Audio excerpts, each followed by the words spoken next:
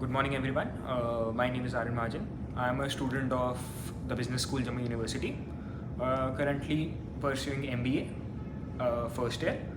और ये जो वीडियो है इसमें मैं आपको कुछ चीज़ें पढ़ाना चाहता हूँ, समझाना चाहता हूँ। जो आज मैं आपको बताऊँगा rights of unpaired seller against the goods, कि सेलर्स को क्या क्या राइट्स हमारा कॉन्स्टिट्यूशन प्रोवाइड करता है। फर्स्ट हमें समझना पड़ेगा कि एक अनपेड सेलर होता क्या है। अनपेड सेलर एक ऐसा सेलर है जिसको उसकी पेमेंट रिसीव नहीं हुई है, या तो उसे फुल पेमेंट नहीं मिली है, या तो उसको पेमेंट रिसीव हुई है बट इंस्टॉलमेंट में।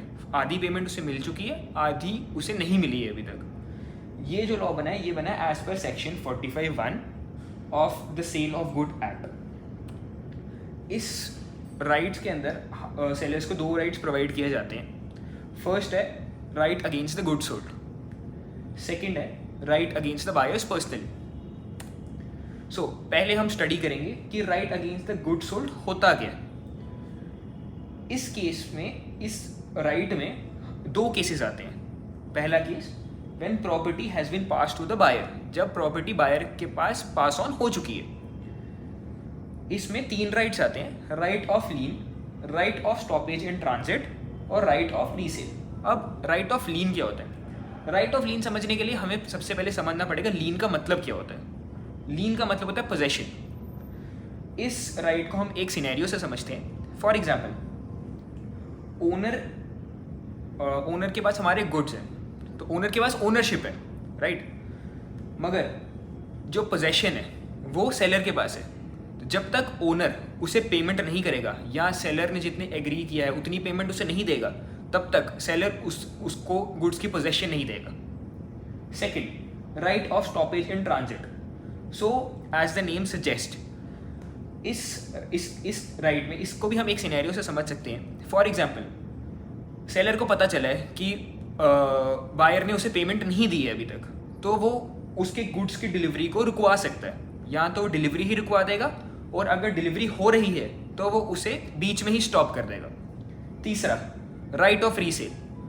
राइट ऑफ रीसेल जो होता है ये एक लास्ट रिजॉर्ट होता है, क्योंकि गुड्स को रीसेल किया जाता है under only a certain condition.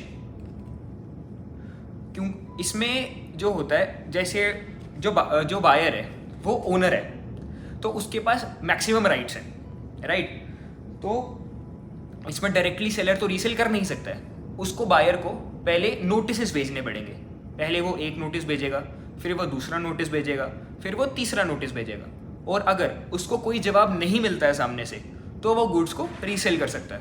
But अगर गुड्स पेरिशेबल है तो सेलर उसको रीसेल कर सकता है without the notice to the buyer.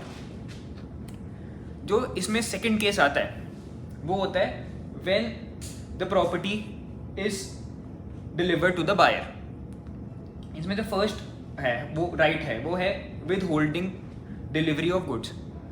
इस एज द नेम सजेस्ट, जो सेलर है वो डिलीवरी, बायर की डिलीवरी को होल्ड कर सकता है।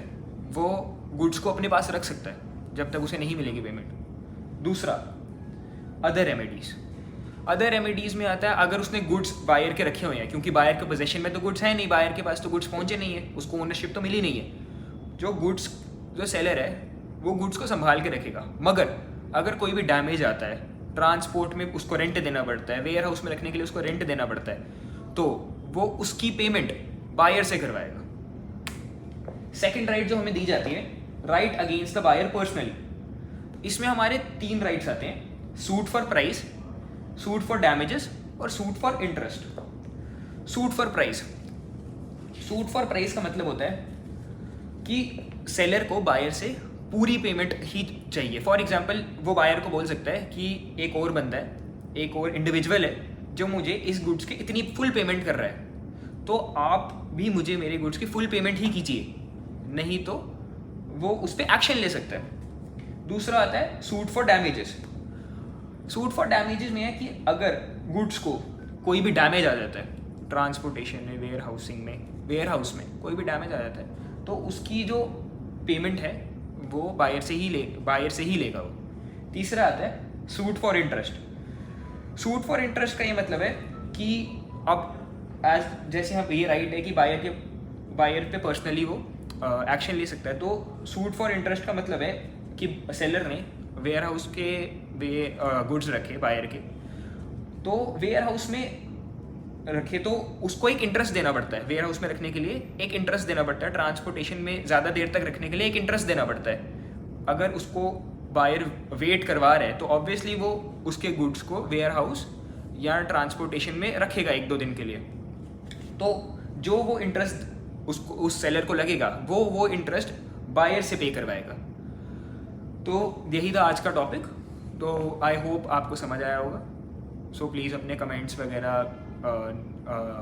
लिख दीजिए। Thank you so much.